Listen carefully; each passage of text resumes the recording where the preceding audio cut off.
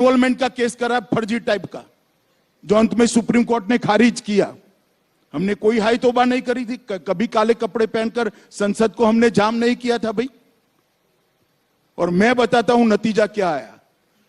मुझे पकड़कर अरेस्ट किया, 90 में दिन ही बेल दे दी मुझे हाईकोर्ट ने। हाईकोर्ट ने कहा कि अरेस्ट करने के लिए पर्याप्त प्रूफ ही नहीं है। और मैंने एक्विटल की एप्लीकेशन डाली, मुंबई की अदालत ने, मुंबई में केस चला, गुजरात के बाहर ले गए, कोई आपत्ति नहीं, मुंबई में चला। वहां कोर्ट ने कहा कि राजनीतिक प्रतिशोध की भावना से सीबीआई ने राजनीतिक इशारों पर यह केस किया है, इसलिए हम अमित शाह को के खिलाफ के केस को और सारे आरोपों को खारिज करते हैं। हमने हाई तौबा नहीं की थी। और यही लोग थे, यही चिदंबरम बैठे थे, यही सोनिया जी नेतृत्व करती थी यूपीए सरकार का, यही मनमोहन सिंह थे और यही राहुल गांधी सांसद थे। अब क्या हो गया भाई? और हमने तो आप पर जो केस करे हैं भैया, वो करप्शन के हैं, आपकी बदजुबानी का केस है। इस प्रकार के फर्जी केस नहीं किए हैं। और केजरीवाल भी रोज छातियां पीटते हैं भैया, ये सारे निर्दोष हैं। तो जैन साहब कितने समय से अंदर हैं? काफी समय हो गया, 1.5 साल हो गया जी। क्यों बेल नहीं होता है? सिसोदिया जी कितने समय से अंदर हैं? क्यों बेल नहीं होता है? इस देश में अदालतें हैं भाई, सबने अपना केस लेकर अदालत के सामने जाना चाहिए। एजेंसियों के दुरुपयोग का आरोप करने की लिए मैं कांग्रेस के मित्रों को कहना चाहता हूं, एक उंगली किसी के खिलाफ करोगे तो 4 उंगली आपके खिलाफ आती है, ध्यान रखना। और इस देश की जनता ने आपके समय में सब कुछ देखा हुआ है, मगर हमने कभी भी ऐसे काले कपड़े पहनकर, काली पगड़ियां, काली धोती, काला कुर्ता पहनकर नहीं, रोड पर नहीं निकले हम। वही कानूनी मामला है, निर्दोष है तो कानून में श्रद्धा होनी चाहिए, कानून छोड़ देगा आपको जी। मैं तो इतने साल तक कभी नहीं बोला, आज आपने यूं कर कर बुलवाया तो मैंने बता दिया। अब तक नहीं बोला था मैं तो कभी। पर अमित जी और पूरी मेरी इंट्रोगेशन में एक ही बात, मोदी का नाम दे दो, मोदी का नाम दे दो, मोदी का। भाई क्यों डरते हो मोदी से, क्यों फंसाना चाहते हो?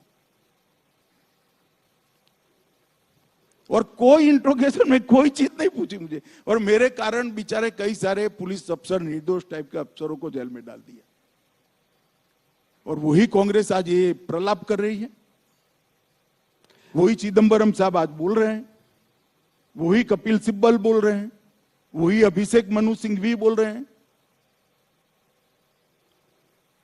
उनको आत्मचिंतन करना चाहिए कि भ्रष्टाचार का जितना भी पैसा इकट्ठा किया है, एक बार सामने से अदालत के सामने जाकर दे दे, शायद अदालत माफ कर दे उनको। ये ढूंढकर पकड़ेंगे तो तकलीफ आएगी। एक ऑपोजिशन लीडर का कहना यह है कि ये सारे आप भ्रष्टाचार के जो केसेस आप इन्वेस्टिगेट एजेंसीज तो करती हैं, पर अगर नेता पार्टी बदलकर भारतीय जनता पार्टी में आ जाए तो उसके खिलाफ केसेस को ड्रॉप कर दिया जाता है। ये बिल्कुल बेसलेस बात है। इस देश में अदालतें हैं, आपके पास अगर कॉन्क्रीट केस है तो लेकर अदालत में जाइए, अदालत सीबीआई को डायरेक्ट करेगी, ईडी को डायरेक्ट करेगी। कौन ईडी और सीबीआई की हिम्मत है अदालत के डायरेक्शन के खिलाफ काम करने की? बताइए, किसकी हिम्मत है? और कांग्रेस पार्टी क्या मानती है? इस देश में अदालतें बंद हो गई है, जाइए आप अदालत में। ये 14 ऑपोजिशन पार्टीज ने सुप्रीम कोर्ट में एक याचिका दायर की भी है, जहां पे वो कह रहे हैं कि गाइडलाइंस फॉर अरेस्ट होना चाहिए। 3 गाइडलाइंस की उन्होंने बात करी है, इसको कैसे देखते हैं? अरे भाई, इस देश में अरेस्ट की, बेल की और रिमांड की, तीनों की गाइडलाइन सुप्रीम कोर्ट के 5 जजमेंटों से प्रस्तावित है। वो सब भी जानते हैं, मगर ये जनता को गुमराह करना चाहते हैं। जनता ऐसी बातों से गुमराह नहीं करना तो होती है भैया, ऐसी बातों से गुमराह नहीं होती जी। कुछ अन्य राज्यों के चुनाव के बारे में बात करना चाहूंगा। राजस्थान, मध्य प्रदेश और छत्तीसगढ़ के चुनाव भी आने वाले हैं इस साल। तो इन तीनों स्टेट्स में आप अपनी परिस्थितियों को कैसे देखते हैं? क्या लगता है आपको इन तीनों स्टेट्स में क्या होगा? देखिए, तीनों राज्यों में अभी चुनाव की देरी है, मगर तीनों राज्यों का मेरा दौरा हुआ है। राजस्थान का कम, मध्य प्रदेश और छत्तीसगढ़ का ज्यादा दौरा हुआ है। मैं इतना बताता हूं कि दोनों जगह पे कांग्रेस की सरकार की खिलाफ जबरदस्त रोष का माहौल मैं देखकर आया हूं, और मैं बहुत आशान्वित हूं कि मध्य प्रदेश और छत्तीसगढ़ दोनों जगह उलटफेर होने जा रहा है। और राजस्थान में तो शायद कांग्रेस भी मानती है कि अब हमारा नंबर नहीं लगने वाला है। मध्य प्रदेश की अगर बात करूं तो पिछली बार आप लोग वहां पर, पिछली बार कमलनाथ ने वहां पे बड़ी अच्छी फाइट दी थी और आप लोगों को बाद में सरकार को पलटना पड़ा था। इस बार भी कमलनाथ का नेतृत्व है, कांग्रेस खड़ी हुई है और एक कांटे की टक्कर का वो दिखाई देता है। क्या आपको लगता है कि इस बार आप जीत जाएंगे? पिछली बार आपको दिक्कत हुई थी। नहीं, पक्का जीत जाएंगे। पिछली बार दिक्कत हुई थी क्योंकि वहां पर कुछ कास्ट बेस्ड आंदोलन खड़े किए गए थे, और कास्ट बेस्ड आंदोलन के कारण वोटर प्रभावित हुआ था, कलर्ड हुआ था, और वो आंदोलन के परछाई में एक चुनाव हुआ था। ऐसा ही कास्ट बेस्ड आंदोलन गुजरात में भी खड़ा किया था जी। इस बार नहीं, इसके पहले के चुनाव में इसकी परछाई में चुनाव हुआ, तो स्वाभाविक रूप से लोकतंत्र में थोड़ा असर होता है इसका। परंतु इस बार हमें वो लोग समझ गए हैं, जनता समझ गई है कि राजनीतिक हथकंडा था। अब मैं जाकर आया हूं, मैं पूरा माहौल देखकर आया हूं, मुझे तो बहुत अच्छा माहौल की अनुभूति होती। और छत्तीसगढ़ में भूपेश बघेल के सामने आपका चेहरा कौन होगा? उम्मीदवार तो हर सीट पर कोई ना कोई लड़ेगा, नेता कौन होगा वो अभी हमने तय नहीं किया है, तय करेंगे तब आपको जरूर बता देंगे।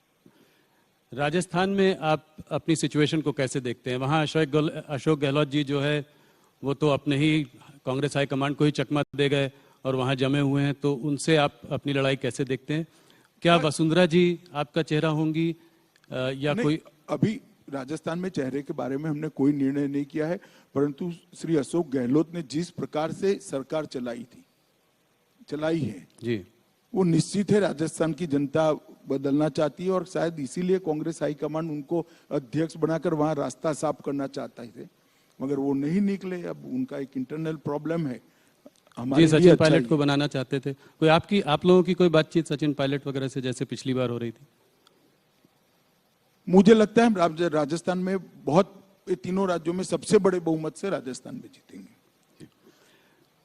अमित जी, महाराष्ट्र में आपके मास्टर स्ट्रोक से जो है सरकार वापस आ गई।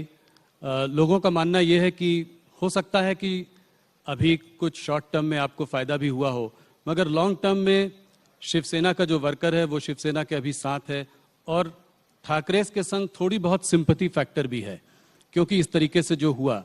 तो इसको आप कैसे देखते हैं? 2024 पर इसका क्या असर होगा? देखिए, आप जो कह रहे हैं उससे उलट है। महाराष्ट्र में हम और शिवसेना साथ में चुनाव लड़े थे। देवेंद्र फडणवीस के नेतृत्व में चुनाव लड़ा गया। फिर कांग्रेस और एनसीपी ने चुनाव हारने के बाद श्री उद्धव ठाकरे को कहा कि हम आपको मुख्यमंत्री बना देते हैं, तो वो मुख्यमंत्री बन गए। बनने तो बन गए, सभी लोग उनके साथ भी गए, मगर जब जनता में जाने लगे तब आइडियोलॉजिकल जो डिफरेंस ऑफ ओपिनियन थे वो सरफेस पर आने लगे। क्योंकि शिवसेना सालों से हिंदुत्व की पॉलिटिक्स करती थी, और कांग्रेस और एनसीपी की जिस प्रकार की पॉलिटिक्स थी, तो शिवसेना का वफादार जो वोटर था उनके जनप्रतिनिधियों को हर जगह सवाल करता था। जनप्रतिनिधि जो छोड़कर वहां से भागे, वो हमारे कारण नहीं भागे हैं, जनता के दबाव के कारण वहां से निकले हैं। तो इसी में जवाब है, जनता ही चाहती थी कि शिवसेना और भाजपा इकट्ठा रहे, तो असली शिवसेना अब हमारे साथ आ गई है, और हम और शिवसेना इकट्ठा होकर सरकार बनाए हैं। चुनाव भी लड़ेंगे, चुनाव भी जीतेंगे। कुछ लोगों का यह मानना था कि पिछली बार अगर भारतीय जनता पार्टी अकेले चुनाव लड़ती, शिवसेना के बिना चुनाव लड़ती, तो शायद उसको बहुमत मिल सकती थी। मैं भी मानता हूं, मगर शिवसेना हमारी बहुत पुरानी साथीदार पार्टी थी, इसलिए हमने इन पर भरोसा किया। पर मेरा सवाल यह है कि अब आप एकनाथ शिंदे जी के संग हैं, तो क्या इनकी पार्टी का जो है विलय भारतीय जनता पार्टी में सवाल ही नहीं खड़ा है। ये रियल शिवसेना है। चुनाव आयोग ने भी ये सिद्ध कर दिया है, धनुष बाण का निशान भी उनको दे दिया है। भारतीय जनता पार्टी और शिवसेना साथ में चुनाव लड़ेंगे। मर्जर का